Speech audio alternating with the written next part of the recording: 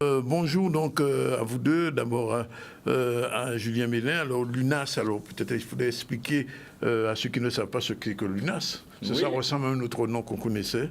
Alors oui, alors en fait l'UNAS c'est l'Union nationale des associations de sauveteurs et de secouristes, donc c'est une association de secourisme. Oui. On a plusieurs volets dans notre association. On a un volet formation où on fait de la formation professionnelle et secourisme, donc au grand public. Oui. L'idée c'est de sensibiliser le maximum de personnes au premier secours.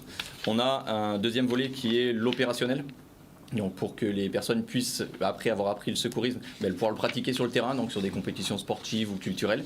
Et on a un troisième volet, solidarité. On travaille sur l'adaptation des formations pour les personnes en situation de handicap. Aujourd'hui, une personne sourde ou une personne aveugle, par exemple, ne peut pas être formée au secourisme. Donc on travaille depuis plusieurs années sur l'adaptation des formations et l'écriture d'un référentiel qu'on souhaite déposer au niveau du ministère pour que toutes les associations puissent mettre en place ces formations. Alors, Jordan Charny, vous êtes en service civique à l'UNAS. Au quotidien, vous faites quoi ? Alors au quotidien, soit on est en formation aussi, par exemple, je suis déjà allé avec Célia Coste, sur une formation avec des autistes, parce qu'on s'occupe aussi de la partie handicap, justement comme disait Julien, au niveau des personnes qui sont sourdes, au niveau des personnes qui sont aveugles, et là justement les personnes qui sont autistes. Oui. Donc là j'ai pu assister Célia sur cette formation, mais généralement on est sur du poste classique de secourisme, par exemple au carnaval de Pointe-à-Pitre, qu'on y était aussi. On fait aussi des compétitions de judo, des compétitions de BMX. On est sur différents endroits sur toute la Guadeloupe. Alors, Julien Mélin, je vous pose quand même la question à savoir. Vous intervenez sur les plages ? Alors, sur les plages, il y a beaucoup de noyades en ce moment. Hein. Oui, alors en fait, sur les plages, on a un agrément. Donc, on est agréé de sécurité civile. Donc, il y a plusieurs types d'agréments. On a l'agrément pour tout ce qui est sauvetage aquatique. Donc, on est intervenu sur une compétition. Alors, c'est beaucoup sur les compétitions sportives pour les postes de secours au niveau des plages. Ça dépend en fait des communes qui doivent mettre en place ces postes de secours. Oui. Sur des compétitions sportives aquatiques. Il n'y en a pas beaucoup en ce moment. Non, il n'y en a pas beaucoup de communes équipées de postes de secours. Après, c'est surtout sur les compétitions ou les événements. Oui. Par exemple, on a la swing run, c'est un triathlon qui aura lieu, un biathlon qui aura lieu au Saintes le week-end prochain. Oui. On est intervenu sur des compétitions avec des kayaks et des choses comme ça, donc c'est surtout sur les événements, donc c'est très ponctuel. Oui. Alors, la formation pour un jeune, par exemple, comme Jordan, qu'est-ce que vous faites avec lui au quotidien ? Vous lui apprenez à secourir quelqu'un par exemple en difficulté Exactement. Alors, par exemple. En fait, donc Jordan, c'est un petit peu particulier puisque eux, ils sont sous contrat avec nous, donc c'est des contrats de 8 mois. Donc nous, on travaille beaucoup avec les étudiants, donc c'est les contrats de service civique. On travaille beaucoup avec les étudiants à la fac, donc étudiants en médecine ou étudiants en STAPS, donc en fac de sport, puisque on a des volets un petit peu sportifs dans nos activités.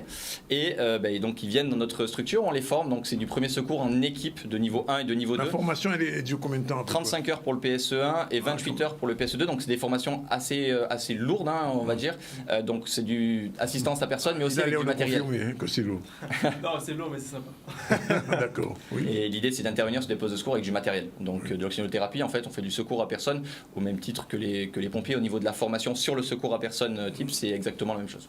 Oui. Et vous intervenez beaucoup en Guadeloupe en ce moment, d'une manière générale ? Sur les postes de secours ? Oui.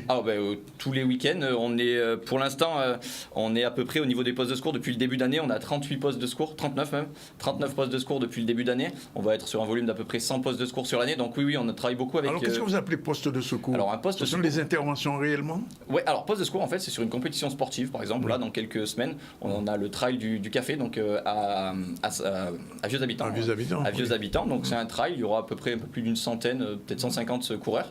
Et nous, on vient avec notre dispositif, donc c'est obligatoire, la réglementation oblige à avoir un poste de secours. On vient, on met en place un poste de secours, donc là, ce sera une dizaine de secouristes équipés. Alors nous, on a la particularité de s'adapter complètement aux activités. Par exemple, là, sur le trail, on a comme Jordan par exemple, des serre-fils. Donc en fait, nos secouristes, on a 4 secouristes qui sont équipés avec du matériel sur leur dos et ils font les 31 km et les 1800 mètres de dénivelé.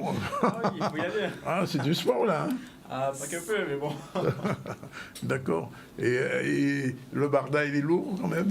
Il y a des sacs plus lourds que d'autres, mais bon, à force on a l'habitude. Oui, mais c'est avec quoi, des masques d'oxygène, des choses comme ça ? Tout ce qui est oxygène, non, mais en fait on s'est rendu compte, on fait des analyses de risques. Sur un trail par exemple, les gros risques ça va être les fractures et les arrêts cardiaques, ça va être nos gros risques. Et on se rend compte que une personne qui fait un arrêt cardiaque ou une fracture, c'est rarement à l'arrivée, là où le poste de secours il est positionné. Donc ils vont avoir du matériel de... Alors déjà ils sont localisés. Exactement, ça va être du premier soin et un défibrillateur. Donc tous nos secouristes ont un défibrillateur dans le sac, ça nous permet d'intervenir en direct. Pourquoi ? Parce qu'on sait que si une personne fait un arrêt cardiaque, au bout de 10 minutes, si les gestes ne sont pas pratiqués correctement et si le défibrillateur n'est pas utilisé, le pourcentage de survie est quand même très faible. Vous intervenez par exemple sur les courses cyclistes ? Oui, on intervient sur les courses cyclisme. On a travaillé avec les courses sur Boson aux Abîmes par exemple. Donc on travaille avec cette structure-là pour le moment. Puis sur du BMX pour l'instant. Après le comité cyclisme a une autre association parce qu'on n'a pas que nous. Il y a l'UNAS mais il y a d'autres associations. On est 7 associations agréées de sécurité civile sur la Guadeloupe. D'accord. Bon alors pour les handicapés, les personnes en situation de handicap, comment ça se passe ? Et bien alors en fait comment ça se passe ? On est en partenariat avec la préfecture il y a à peu près 2 ans de ça, un peu plus même. On s'est posé la question de se dire l'État, le gouvernement a mis en place un projet, l'objectif c'était 80% de la population française soit formée au secourisme et on s'est posé la question de savoir si les personnes en situation de handicap étaient concernées par ça. Et on a testé, la préfecture nous a suivis, elle a été courageuse puisqu'on leur a dit on teste quelque chose mais on n'est pas sûr que ça marche. Oui. On va aller sur un public sourd et on va essayer de voir les problématiques. Un défibrillateur par exemple ça parle et on peut rien y faire, donc on adapte complètement. On a testé avec les personnes sourdes, ça a fonctionné, on a écrit un référentiel, donc il y a une formation un peu plus longue que pour une personne sans handicap. On a essayé avec les personnes aveugles, ça fonctionne aussi très bien, et là on s'attaque depuis quelques semaines avec les personnes en situation d'autisme avec une adaptation complète des supports en travaillant avec des médecins par exemple ou des référents handicap pour l'adaptation des supports. Alors Jordan, vous êtes là en service civique, ça va durer combien de 5 mois, c'est ça ? C'est 8 mois. 8 mois ? Alors après, est-ce que vous envisagez par exemple, je sais pas moi, d'être un professionnel du secours, mais vous faites ça pour juste apprendre le b.a.-ba du secourisme ? En vérité, au début, quand j'ai commencé, je me disais surtout que je voulais un job étudiant, voilà, parce que en étudiant, c'est important d'avoir quand même des revenus sur le côté. Oui. Mais plus j'avançais dans les mois, plus je me disais que finalement, c'était quand même une bonne idée de me lancer dans ça. Et là, j'arrive à mon 8e mois, mon dernier mois. Oui. Et je me dis que c'était quand même bien stylé. Et donc, que j'allais continuer en bénévole. Oui. Et surtout aussi, si c'est possible de passer en formateur aussi, ça serait cool. Oui. Donc, voilà. Parce que justement, j'avais posé la question au niveau des formateurs au sein de l'UNAS. Quand vous avez des jeunes comme ça, ou d'autres, comment on peut les intégrer progressivement ? C'est l'idée, l'idée c'est pas de les prendre en service civique et au bout de 8 mois les laisser de côté, c'est vraiment pas du tout l'idée. Ils ont acquis des compétences, avec le projet Le Mans ils vont avoir encore plus de compétences. Oui. Donc l'idée c'est que derrière ils puissent devenir formateurs. Donc pour ça on a des formateurs de formateurs au sein de notre équipe. Il y a des formateurs de formateurs. Exactement. Et donc l'idée ça va être justement dans la continuité, de les former en tant que formateurs pour qu'ils puissent transmettre. Donc c'est vraiment cette idée. Et au niveau du bénévolat, ils ont des compétences. On va avoir de nouveaux services civiques qui vont arriver en octobre. Ils vont être un petit peu leur tuteur d'une certaine manière parce que ils connaissent. C'est comme ça va se passer, Jordan ? Oh mais ça va se passer super bien. On a déjà commencé à les intégrer au fur et à mesure. Enfin des personnes qui commencent à faire les formations. Oui. On les voit de temps en temps parce qu'ils vont passer sur les postes aussi. Oui. Donc c'est sympa. Alors quand on est au 8e mois au bout de sa formation, qu'est-ce qu'on a appris globalement qui peut servir du jour au lendemain ? Alors c'est quand même très large. C'est très large. Très large. Le spectre est très large. Que ce soit le petit secourisme, je sais pas, les petits bobos, les petits trucs comme ça c'est du classique. Oui. Mais quand on voit quand même que pas mal de monde a du mal, si on a une situation de personne inconsciente qui respire pas, si c'est un massage cardiaque ou si c'est une PLS, les gens partent dans différents horizons. Donc bon, au final, quand on fait les 8 mois, au bout d'un moment, ça commence à bien entrer. Et on est bien calé sur le sujet au final. Oui. Et donc, on a bien intégré le fonctionnement. Normalement, au bout des 8, c'est censé le faire. Hein. Oui. Et des jeunes comme Jordan, vous en avez beaucoup parce qu'il a l'air très enthousiaste. Ouais, alors ça fait la 2e année où on a des services civiques. Donc cette année, on a 10 services civiques, tous aussi enthousiastes que Jordan. Oui. Ils sont tous très très très motivés et surtout très courageux. Quand on s'est lancé, quand on a fait le choix de prendre des services civiques, au début ça nous faisait un petit peu peur, les étudiants, parce que ils ont leurs études à côté. Il faut être honnête, nous on a besoin, c'est un contrat de 24 heures par semaine et ils ont leurs études à côté. Après dans la structure on a fait le choix aussi de faire passer leurs études en priorité. Par exemple c'est la période des examens pour donc courage à ceux qui sont en train de passer, ou les étudiants en médecine qui vont commencer leurs examens la semaine prochaine pardon. On a fait le choix de privilégier leur cours en fait. Et en contrepartie on a les postes de secours les week-ends, donc ils travaillent quasiment que les week-ends avec nous. Et ils sont tous très très dynamiques, et en plus de leurs études, certains ils sont en 3e année de médecine, et en plus de leurs études ils viennent faire des postes de secours, et certains ils sont tellement motivés qu'ils viennent même faire du bénévolat encore en plus. Ah bon, ils font du bénévolat en dehors même des... Et certains, les plannings c'est difficile, sur les trails par exemple c'est super difficile de faire les plannings parce qu'en vrai tout le monde veut être là. Ils veulent tous être là, ils veulent tous participer. Donc non, franchement, on est vraiment fiers. C'est vraiment la jeunesse comme on a envie de la voir, qui a vraiment envie. Motivé. Plus que motivés. Les plannings, c'est super difficile de les faire. Hein. Donc non, ils sont très motivés et ils arrivent à leur 8 mois de service de fin de contrat. Hein. Leur fin de contrat, c'est le 4 juin. En vrai, ils commencent déjà tous à nous poser des questions de savoir après. Qu'est-ce qu'on fait oui. Parce qu'ils veulent participer. Alors, on est dans une télévision où il y a des gens qui regardent. Probablement, il y a des jeunes qui peuvent être intéressés. Quel est le message que vous leur délivrez? Alors, le message, c'est avant tout, regardez notre page Instagram, donc UNAS Guadeloupe. Venez voir un petit peu ce qu'on fait, toutes les activités qu'on met en place. Et n'hésitez vraiment pas à envoyer un message sur Instagram directement. Il y a le numéro, il y a l'adresse mail, il y a tout ça. Pour pouvoir être service civique, on va lancer une nouvelle promotion de service civique au mois d'octobre. Entre 10 et 15. On va voir, parce qu'il y a des projets encore en cours, donc entre 10 et 15 jeunes, mais rien n'empêche, pour l'instant on en a certains. À quel âge Alors de 18 à 25 ans. C'est 18-25 le service civique et jusqu'à 30 pour les personnes en situation de handicap. Donc c'est normé, hein, ça, on ne peut pas faire plus. Et l'idée en fait, des services civiques, ce qu'on a mis en place cette année, c'est qu'à l'issue des contrats de service civique, on mette en place un projet comme on va parler là à l'instant, pour clôturer un petit peu l'année et récompenser d'une certaine manière nos secouristes de tous les efforts qu'ils ont pu faire. Ça se fera quand? Et là, c'est ce que vous avez au niveau du 24 heures du Mans. Les 24 heures du Mans, alors exactement. Un petit peu ces 24 heures du Mans en Guadeloupe.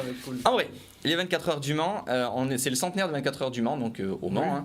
Hein. Donc ça fait 100 ans que la course auto existe et l'UNAS, donc au niveau national, donc c'est une fédération au niveau national, a le contrat des 24 heures du Mans depuis des années et des années et des années.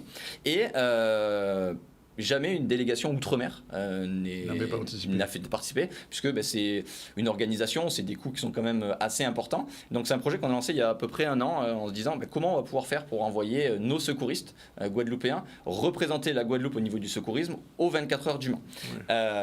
Donc on a travaillé sur ce projet, on l'a mis en place et en vrai ça va être un très gros test pour nous et il y aura une grosse analyse à faire des 24 heures du Mans. Parce que l'année prochaine, alors je ne sais pas si vous savez, mais on a un gros événement international qui va se dérouler en métropole aux alentours de juillet, août, septembre. Les JO. Exactement. Et l'UNAS a une partie des postes de secours sur cette compétition, sur cet événement plutôt. Et notre idée, c'est de se confronter un petit peu à un événement international. Aujourd'hui, on a l'habitude de faire des postes de secours au niveau local, avec une quinzaine de secouristes. Là, les 24 heures du Mans, c'est un peu plus de 300 secouristes et 300 000 personnes.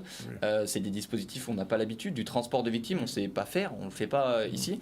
Donc, c'est un premier test et une grosse récompense aussi pour nos secouristes qui ont été efficaces cette année, qui ont été bénévoles, qui ont vraiment voulu nous aider. Donc, on envoie 15 personnes. Dans Jordan ou pas? Jordan oui, il faut. Et puis Jordan en plus il a la particularité mais il a jamais pris l'avion, donc c'est notre Ah bon? Et là j'arrive à mes 20 ans dans quelques jours, là j'ai jamais pris l'avion. Donc, là c'est quelque chose d'incroyable. Mais pour la formation sur les 24 heures, c'est tout à fait particulier là. Alors en vrai, ils sont PSE1, PSE2, premier secours en équipe de niveau 1, de niveau 2, ça c'est un acquis. En plus de ça, on veut essayer, puisqu'en arrivant au Mans, on arrive quelques jours avant pour pouvoir être briefé et un petit peu formé sur place. Mais l'idée, c'est d'utiliser aussi les compétences locales. Par exemple, à la fin du mois, on va faire un exercice avec les sapeurs-pompiers, donc le SDIS des abîmes, justement pour le transport de victimes. Nous, on ne sait pas faire. En métropole, on a des associations agréées de sécurité civile qui ont des véhicules de transport de victimes. Donc, on transporte jusqu'au CHU. Et ici, on n'en a pas et on ne sait pas vraiment faire. Donc, on prend contact avec les compétences locales, avec nos pompiers, pour qu'ils puissent nous briefer, nous entraîner un petit peu, pour qu'on arrive au Mans avec des compétences supérieures à ce qu'on a aujourd'hui. Oui.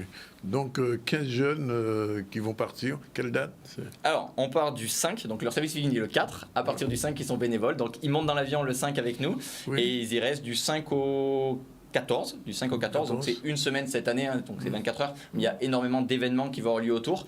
Et l'idée, c'est que derrière, s'ils veulent prendre des vacances en métropole, c'est l'occasion, ils y sont déjà. Donc, ils restent sur la métropole pour découvrir, pour certains. Et ça préfigure déjà les JO.